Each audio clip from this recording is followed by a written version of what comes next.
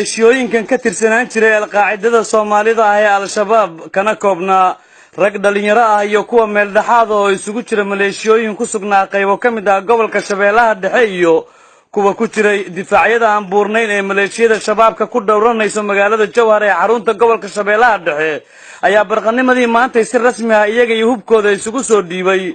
ciidamada qalabka sida ee dalkeena iyo ciidamada AMISOM ee aan saaxiibadan ahay maleeshiyooyinkan oo tiradoodu ku dhaweey 300 qofood ayaa waxa ka hadlay saraakiisha ciidamada qalabka sida iyo kuwa ciidamada AMISOM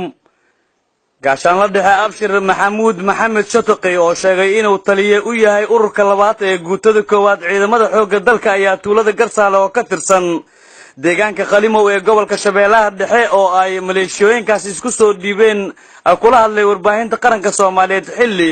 maanta howlgal ay ciidamada qalabka sidii kuwa AMISOM ku qabsadeen tuuladaasi iyo deegaano kale ka tirsan gobolka Shabeellaha Dhexe saakay markay ahayd 12 waxaan ka soo dhawaaqnay fariisinta meeshan ku lahayn degmada Balcad waxaan soo aadnay qoladan oo sheegay warbixinteeda iyo lagu maqnay waxaan imaanay meesha la yiraahdo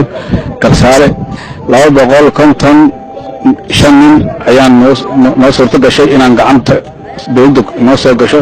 anagii iyo saaxiibadan AMISOM waxaana hadda arkaysiin hubkoodii iyo ayakii oo nool oo waraysiyo yeelateen waxaan rajaynaynaa dadka kale oo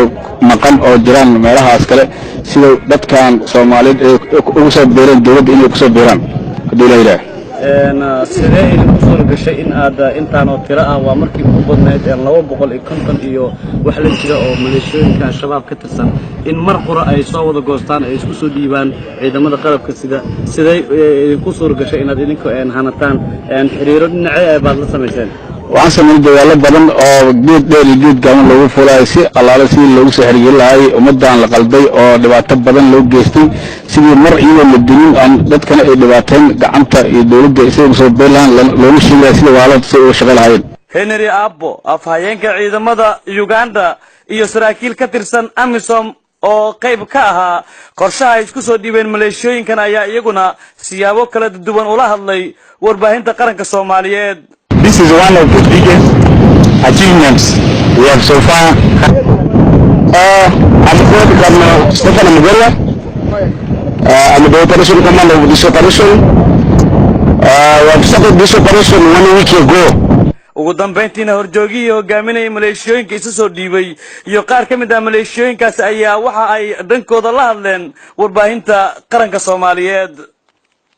tirada guud soo dhiibtay waxa 215 askari ah ayee waxaan ka soo gudbinay gobolka Jowhar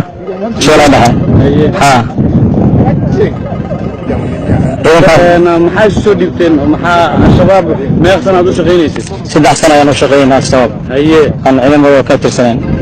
inta ka dagaalgali jirtay waxaan ka dagaalgali jirnay Muqdisho iyo gobolada waqti Muqdisho sida Boondheer oo kaleento maxaa la dhahaa qaybta kaleento